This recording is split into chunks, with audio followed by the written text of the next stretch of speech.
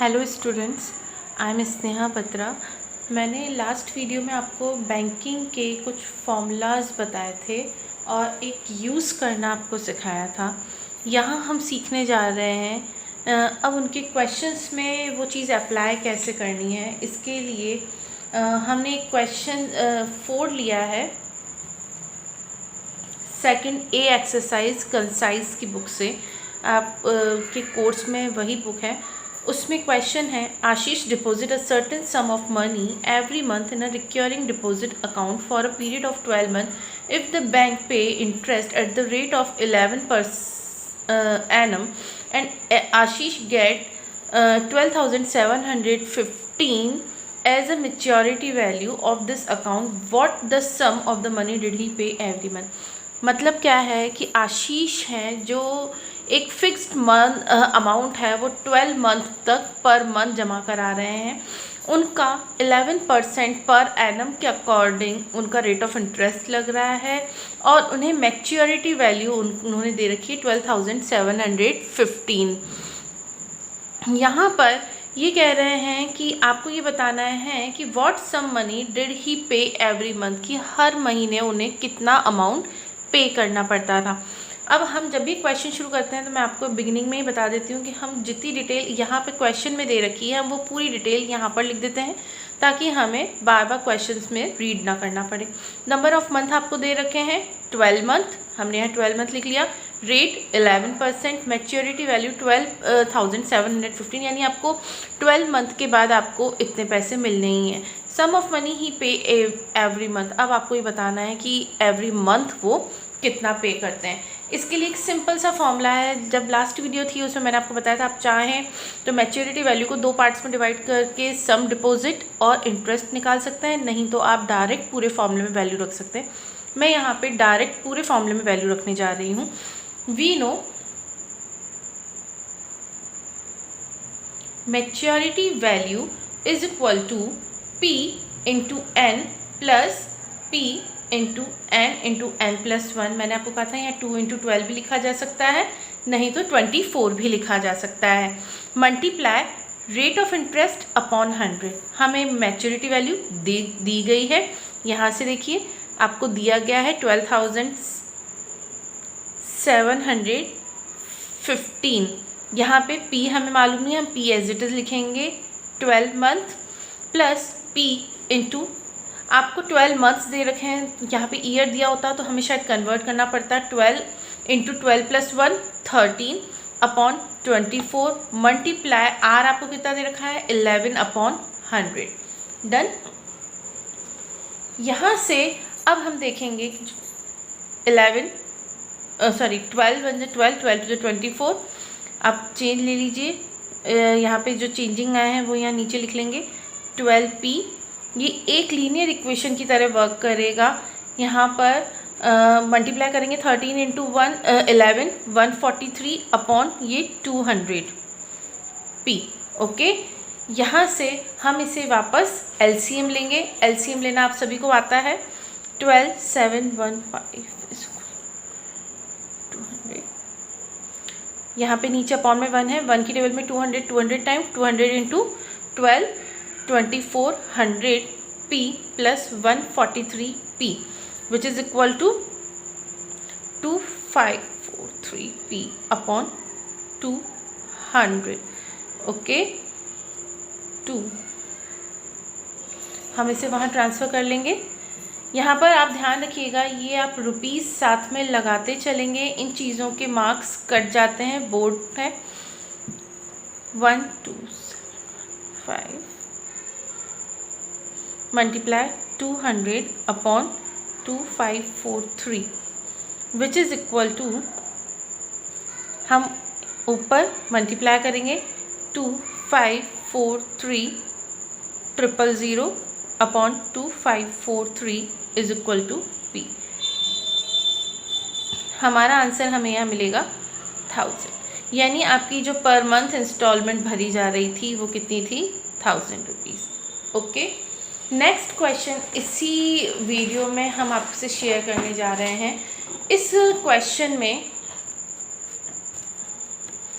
उन्होंने आपको बताया है ये क्वेश्चन है question number 6.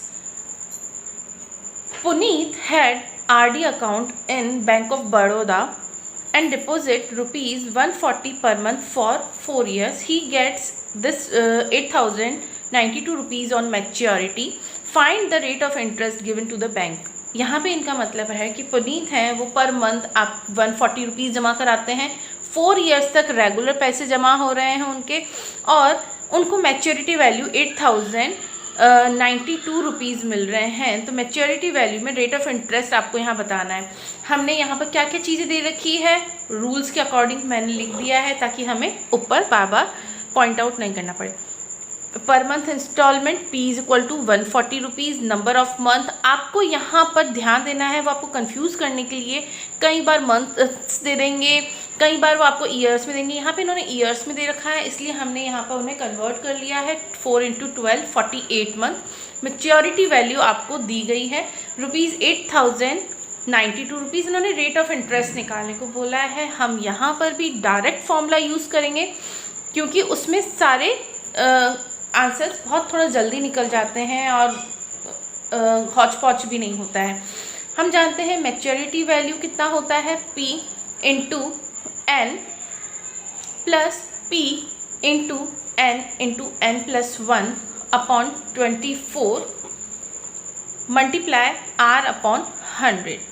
Okay, next P की वैल्यू हमें यहाँ पर दे रखी है इन्होंने 140 मल्टीप्लाई N की वैल्यू 48. मैच्योरिटी वैल्यू भी आपको दे रखा है, आप यहाँ वैल्यू पुट करते जाएंगे प्लस 140. अब आप इसे एक साथ ले लेंगे, इसे थोड़ा एक साथ लिखेंगे ताकि कैलकुलेशन में कन्फ्यूज़न ना हो. 48 और 48 + 1 किया तो यहाँ पर 48 + 1 अपॉन 24 मल्टीप्लाई R की वैल्यू तो आपको निकालनी है ही सही.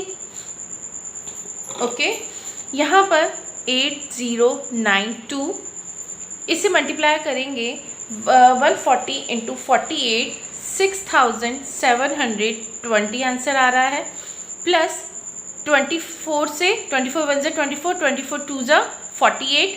हम यहाँ पे वैल्यू रखते हैं multiply 2 multiply 48 + 1 49 multiply R upon 100. Done. इसकी वैल्यू रखने के बाद जब हम इसे ये वाला पार्ट इधर लेकर आएंगे, माइनस करेंगे 8092 - 6720 रुपीज़ इज इक्वल टू, अब यहाँ पर केवल ये पार्ट बचा है 140 हम इन सबको मल्टीप्लाई करेंगे, 1 0 से 1 0 कट करेंगे, इन्हें मल्टीप्लाई करेंगे 14 × 28 28 × 49 करेंगे 1372 अपॉन 10 मल्टीप्लाई R. यहाँ पे इन्हें माइनस करने पर आपका आता है 8092 6720 माइनस करेंगे आप तो आपका आता है 2731 1372 इज इक्वल टू 137. नॉर्मल है, चूँकि आप मैथ्स इतने साल से कर रहे हैं आपको पता होगा, हम इसे यहाँ से कट कर सकते हैं. 1 टाइम मल्टीप्लाई होगा 10% is equal to answer. Okay, आप अलग अलग निकालेंगे तो आपको दिक्कत आएगी. अगर आप डायरेक्ट इस तरीके से वैल्यू रख देते हैं फुल फॉर्मूले में तो आपके लिए रेट ऑफ इंटरेस्ट निकालना हो या मंथली इंस्टॉलमेंट निकालना हो, दोनों ही बहुत आसान हो जाते हैं. हम एक और क्वेश्चन लास्ट सॉल्व करके देखते हैं. Mister Gupta open a RD account. ये क्वेश्चन भी एक्सरसाइज 2A में से है और क्वेश्चन नंबर 11. मैंने आपको अलग अलग वैरायटीज़ के क्वेश्चन देने की कोशिश की है. Mister Gupta open RD account in the bank. He deposit 2500 per month. वो पर मंथ इतना जमा करते हैं, 2 ईयर्स तक उन्होंने जमा किया है, तो उन्हें मैच्योरिटी में 6750. अब यहाँ पे इन्होंने आपको क्या क्या दे दिया है, पर मंथ की इंस्टॉलमेंट दे दी है, मैच्योरिटी वैल्यू दे दी है. वो आपसे पूछ क्या रहे हैं, टोटल रेट ऑफ इंटरेस्ट. साथ ही उन्होंने आपको 2 ईयर्स भी दे रखा है. 2 ईयर्स दे रखा है, इसका मतलब आप समझते हैं, टाइम 2 ईयर. ओके, 2 ईयर मतलब मंथ आपको उन्होंने कितने दे दिए, n is equal to 2 × 12 is equal to 24 month. Done.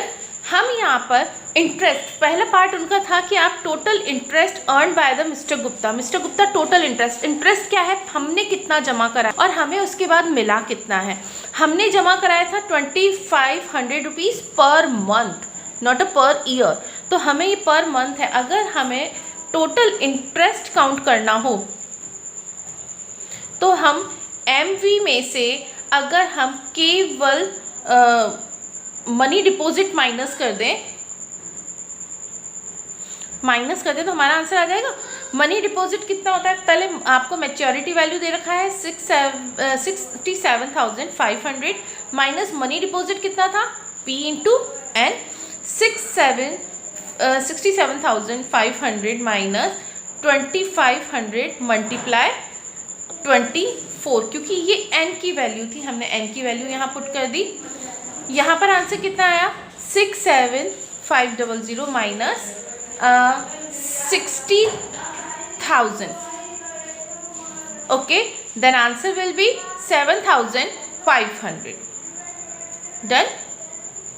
बहुत इजी क्वेश्चन था, पर दिखने में आप कहते हैं कि यहाँ पे तो हमें R नहीं दे रखा, हमें और भी चीज़ें P, आपको दूसरी चीज़ें, बहुत इजी मेथड है, ये बेसिक कंसेप्ट है। मैच्योरिटी वैल्यू क्या होता है, इंटरेस्ट पर प्लस मनी डिपॉजिट, और यहाँ पे हमें अगर इंटरेस्ट निकालना है तो मनी डिपॉजिट माइनस, आप ये निकाल सकते, maturity value minus money deposit निकालेंगे तो आपका सिंपली आंसर। अब उन्होंने हमसे क्या पूछा था, उन्होंने पूछा है the rate of interest per annum आपका पर ईयर आप पर रेट कितना लग रहा है। रेट के लिए अब जब हमारा इंटरेस्ट निकल चुका है तो हम जानते हैं I = P into n plus 1 upon 24 multiply R upon 100, okay.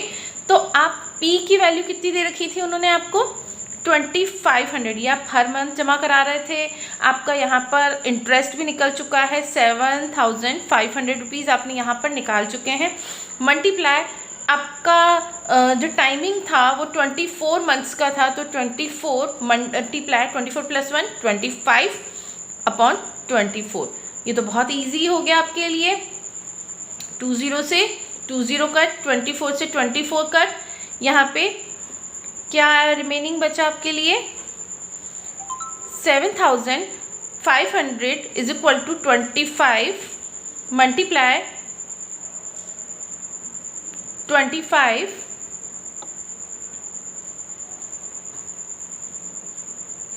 Into R। 25 से 3 टाइम 300, देन 300 अपॉन 25 करेंगे, ये 25 यहाँ पर डिवाइड होने आ जाएगा, इज इक्वल टू R। 25 1 ज़ा 25, 5 रिमेनिंग बचेगा तो 25 2 ज़ा 50, आंसर आया 12%। Thank you. अगर आपको मेरी वीडियो पसंद आई हो तो प्लीज़ मेरे चैनल को सब्सक्राइब कीजिए, बेल आइकन का बटन दबाइए और लाइक करना ना भूलिएगा। Thank you. नेक्स्ट वीडियो जल्द ही लॉन्च होगी।